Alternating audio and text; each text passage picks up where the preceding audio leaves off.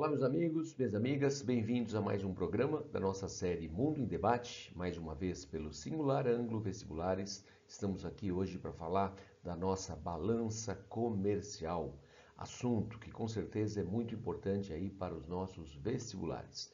Eu sou o professor Marcelo Corrêa, professor de Geografia aqui da casa, e escolhi esse tema sugerindo esta matéria aqui, ó, matéria do jornal DW Brasil, do jornal alemão Deutsche Welle Brasil, jornal que faz sempre uma análise bem interessante, bem didática e que ajuda bastante aí você no mundo, no contexto aí dos vestibulares. Olha o título aqui, ó, do Departamento de Economia, né, no setor de análise, aí vem dois pontos.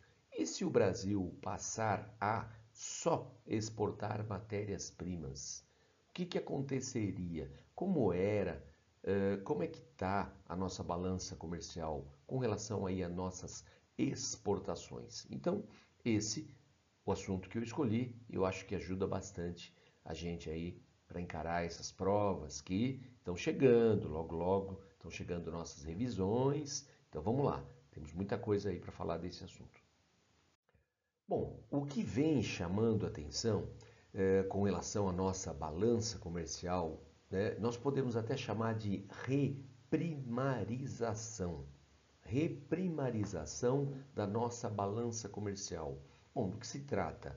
Vamos pensar num Brasil lá atrás, de muitas décadas. Um Brasil que basicamente exportava matérias-primas. Então, daí o setor primário, e o Brasil está voltando, né, a essa realidade. Então, temos uma reprimarização da nossa balança comercial. Claro, já vamos deixar aqui um parênteses, né? Quando falamos na economia de hoje, e se nós analisarmos o setor primário, que seria o quê? O extrativismo, seja ele mineral, vegetal ou até animal, por que não a pesca, né? Quando falamos do setor secundário, é o setor da transformação, né? É o setor da indústria, o setor da construção civil, e o setor terciário, o setor associado ao comércio, ao mercado financeiro, jurídico e pesquisa e tal. Essa abordagem de três setores é uma abordagem muito antiga, ela foi criada nos anos 50 do século passado. Hoje nós temos uma economia muito mais diversificada do que três setores nos dariam condições de analisar. Mas para esse assunto em especial, assunto de hoje, tá, podemos usar esse conceito, essa visão simplificada da economia dividida em três setores econômicos. E o que está acontecendo, e a matéria traz, né? Matéria que eu sugeri para vocês, traz em detalhes números da pesquisa feita entre janeiro e setembro de 2021, que quase 70% das exportações brasileiras, quase 70%, hein, das exportações que o Brasil realizou em 2021 foram exportações de matérias-primas. 20 anos atrás, as exportações de matérias-primas, elas representavam 37%. Então, mais do que dobrou. Quando você olha o conjunto das nossas exportações, as matérias-primas representavam 37% e agora elas estão representando 70% de tudo que o Brasil exporta. E pior, que existe uma forte tendência dessas exportações, elas focarem, por exemplo, em minério de ferro, petróleo, soja, quer dizer, zero de valor agregado. Então, digamos que ao invés de exportar o açúcar, nós estamos verificando hoje uma forte tendência de exportação da cana-de-açúcar. Quer dizer, nem mesmo o processo na usina se deu. Ao invés do Brasil exportar aço, o Brasil está exportando minério de ferro. Né? Ao invés de exportar uma carne fracionada, uma carne já processada, não. Chegamos ao cúmulo de exportar gado vivo, Tivemos até algumas questões de forte repercussão na mídia internacional, né, sobre a condição em que esses animais são transportados, em geral, do Brasil para a Turquia. Tivemos alguma coisa para o Líbano também, mas sobretudo para a Turquia, né? Então, ao invés do Brasil exportar o álcool, o açúcar, não, nós estamos exportando a cana bruta, estamos exportando café com zero de processamento. Então é um retrocesso, sim, muito preocupante. Pensando que 20 anos atrás predominavam produtos industrializados, né, qual que é o impacto disso na economia? Quando eu penso em geração de empregos, quando eu penso na qualidade do emprego, de quem está associado simplesmente à retirada e escoamento da matéria-prima e daquele emprego que está associado à transformação da matéria-prima e, por que não, chegar a um produto pronto, acabado, próprio para o consumo. Qual a diferença? Qual a diferença da qualidade do emprego, do salário pago, da estabilidade que é oferecida a esse trabalhador? Uma outra preocupação que eu considero que é muito pertinente a esse assunto é que quando você depende das exportações de matérias-primas, primeiro, você já fica numa situação muito instável, visto que estamos falando de um mercado futuro. Quando falamos de matérias-primas, estamos pensando nas bolsas de commodities, né? Negócios que vão se concretizar há 3 meses, 6 meses ou mais, né? E que, portanto, você sofre grandes variações de preço mediante projeções de como a economia do mundo vai se comportar e como será aqui internamente, como a economia brasileira vai se equilibrar frente a essas grandes oscilações. Algo parecido estamos vendo aí no preço dos combustíveis, no preço do gás de cozinha, né? Já é uma amostra do que pode acontecer aí no futuro. Outra coisa também é exportação de matéria-prima em um mundo que cada vez, um mundo corporativo, né, que cada vez mais fala em meio ambiente, fala em poupar matéria-prima, fala em economia circular, que para quem não lembra, seria toda uma metodologia voltada para o consumidor, caso ele queira continuar com um produto a longo prazo, né? Fazendo atualizações, fazendo pequenos consertos e não necessariamente ter que trocar o produto, que é algo que acontece com a gente, acredito que já aconteceu com boa parte de vocês aí que estão me acompanhando. É aquele caso clássico de você consertar um televisor, um computador e ouvir do técnico, olha, melhor comprar outro, né? A ideia da economia circular, ao contrário da economia linear, que exige sucessivas trocas, a economia circular, que a União Europeia já vem discutindo, já está bem avançado lá no Parlamento Europeu, poder colocar em prática, isso dá o direito do consumidor, né, o direito de não ouvir um técnico falando, olha, melhor nem consertar, melhor é trocar. Então, essa é a economia circular, portanto, uma expectativa de menor consumo de matéria-prima. Tem tudo isso, né? Vocês podem até falar, mas é da boca para fora. Na verdade, as preocupações são econômicas, não são preocupações ambientais. Eu entendo que a venda de um iPhone por mais de 10 mil reais e sem o carregador e sem o cabo, dizendo que não, mas para quê? Você tem o do aparelho antigo? Você não precisa, né? Vamos poupar a natureza. Eu entendo, né, que isso é de uma grande complexidade. Agora, se é da boca para fora ou não, não interessa. Existe uma tendência à redução de consumo de matéria-prima em nome do meio ambiente. Se é real, eu não sei. mas que essa tendência existe, existe. Né? E aí você direcionar o futuro do Brasil, o futuro da economia brasileira para esse setor é algo extremamente preocupante. Né? Se nós olharmos para a Europa, sobretudo a Europa Ocidental, quando houve ganho de qualidade de vida?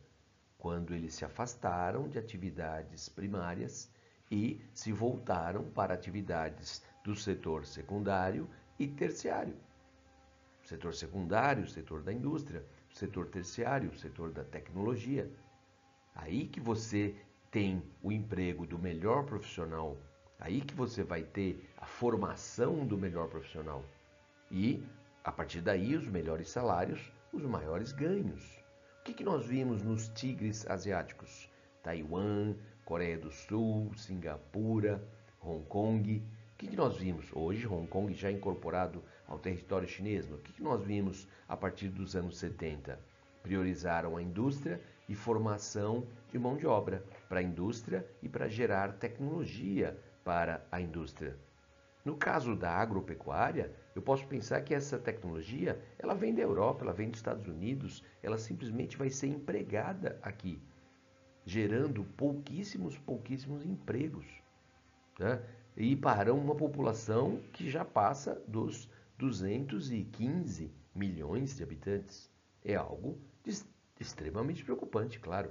Esta reprimarização é um retrocesso considerável. Outra observação que nós podemos levantar aqui, quando você tem uma dependência aí, das exportações associadas ao mundo do agronegócio, por mais avançada que possa ser a previsão do tempo, nada impede uma notícia como essa que temos aqui, ó. Geada e mudanças climáticas afetam o café brasileiro. O maior produtor e exportador do mundo, o Brasil ainda contabiliza danos causados pela geada no inverno 2021. Irregularidades das chuvas e aumento da temperatura média também impactam as implantações. Cai o rendimento, cai a qualidade do café. E a tendência é que essas intempéries, que essas que eventuais situações onde o verão com pouca chuva, já que o café em grande parte é aqui no Sudeste, né? Então o verão é a temporada chuvosa, ou o inverno é muito frio, ou com ocorrência acima da média das geadas, isso e óbvio não está ao nosso alcance, certamente, impedir que isso ocorra, pode simplesmente comprometer uma safra. Né? Comprometer a safra é comprometer, a partir daí, a economia do país. Outra preocupação também, como essa matéria agora, né, de maio desse ano aqui, do jornal DW também, vamos lá, ó. Pesticidas vetados na União Europeia são detectados em frutas vindas do Brasil. Então, você foca a economia na exportação, aí setor primário, e de repente são detectados pesticidas que o mercado europeu não permite, o mercado americano, o mercado canadense, o mercado japonês, tá? E simplesmente nossas mercadorias não vão entrar. Como uma rede sueca de supermercados chegou a colocar na entrada, né, dos estabelecimentos, uma faixa dizendo: fiquem tranquilos, não comercializamos alimentos oriundos do Brasil.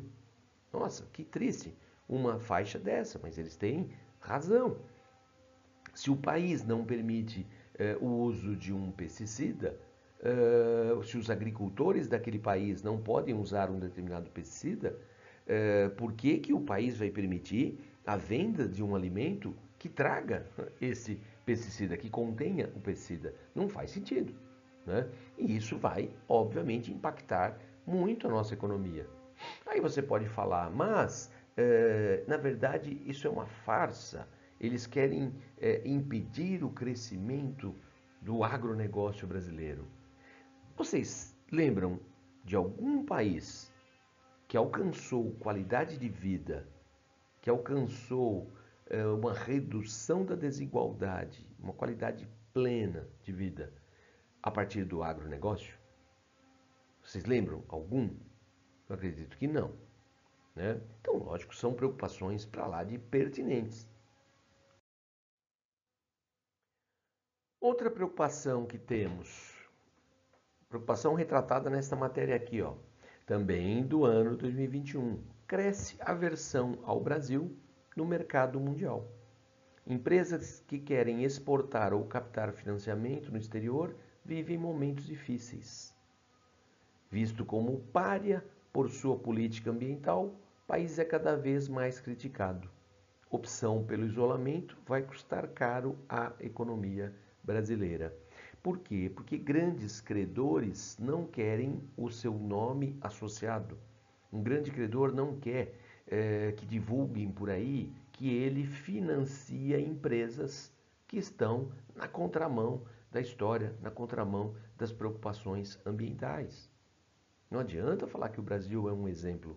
De novo, né, não entrando no mérito político partidário, mas de novo, se existe lá fora um grande plano para destruir, né, o crescimento da economia brasileira, bom, isso não importa, não é no caso, longe do vestibular. O que acontece é que grandes credores não querem o seu nome associado a um país que lá fora é visto como um pária, como diz a matéria, pária. Pária, isso aqui é um termo resgatado lá do hinduísmo. Os párias, os intocáveis, aqueles que necessariamente devem ficar excluídos, aqueles cuja a própria presença faz mal, né? Então é como se aquele país não existisse, né? Ou até pior, né? Como eu já disse, a sua presença causa algum mal. Então eu não quero a minha imagem associada à imagem desse país. É um isolamento cada vez maior. Como eu citei, a empresa sueca, a rede de supermercados da Suécia, que avisa os seus clientes de que não comercializa alimento brasileiro pela carga pesadíssima de agrotóxico, também pela Europa hoje avança essa propaganda contrária ao Brasil, no sentido de que não devemos consumir, pois ao consumir apoiamos um país que, como eu disse, está na contramão aí das preocupações ambientais. Então, é real, né? É real essa reprimarização da nossa balança comercial. No momento pode até mostrar um bom resultado, um bom saldo positivo, embora esse saldo positivo muitas vezes tenha a ver com a queda das importações, e a queda das importações tem tudo a ver com a alta do dólar. Então, caiu a importação e isso nos dá um saldo positivo, né? Mas o valor no total, né, o valor total comercializado vem em queda. Isso é ruim, né? Só o saldo da balança não é tão importante assim. Digamos que você exporta 100 e importa 0. Nossa, que coisa linda! 100 positivo, né? Não, né? Vamos pensar de uma outra maneira. Eu exporto 100 e importo 100. Ah, saldo 0. Não, eu movimentei 200. Ao movimentar 200, quanto que o governo não arrecadou? Quantos empregos não foram criados, né? Quanto a economia como um todo não cresceu? Então, mais importante do que o saldo é o total movimentado, e esse total vem caindo. Outra preocupação, mas isso é papo para um outro momento.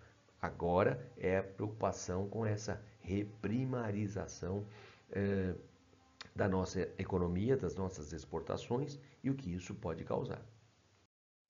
Bom, pessoal, para encerrar, uma sugestão: o filme Mauá, o Imperador e o Rei, filme de Sérgio Rezende, é a vida, desde a infância, né, do Barão de Mauá, estrelado por Paulo Betti, maravilhoso, filme muito bom, um retrato do Brasil do final do século XIX. Pô, professor, mas o que tem a ver com os dias de hoje? Com o tema desse nosso papo de hoje? Tudo, tudo. Por quê? Porque o Barão de Mauá, na segunda metade do século XIX, ele era um empresário, ele se tornou, vocês vão ver muito bem no filme, ele se tornou um empresário extremamente bem-sucedido e ele lutou com os poderosos da época que praticamente desejavam, idealizavam um Brasil, como vocês vão ver no filme, um Brasil com vocação rural. A vocação do Brasil seria alimentar o mundo. A vocação do Brasil não seria a indústria, isso é a vocação da Europa. Então, um Brasil nas mãos das oligarquias. Um Brasil que não queria se industrializar. Que coisa maluca, né? Um Brasil que não queria se industrializar, não queria se urbanizar. E ele muito à frente, né, da sua época, ele queria um Brasil industrializado, um Brasil urbanizado, um Brasil republicano e, obviamente, não viu nada disso, né? Mas a luta dele por esse Brasil, que deixaria o setor primário para focar no setor secundário, a indústria, foi uma briga muito interessante. Um belo filme, assistam. Já ouvi de vários colegas, professores de história, a recomendação desse filme e por isso que eu estou aqui sugerindo a todos vocês. Mas é isso. Então, pessoal, até o nosso próximo encontro. Tchau, tchau.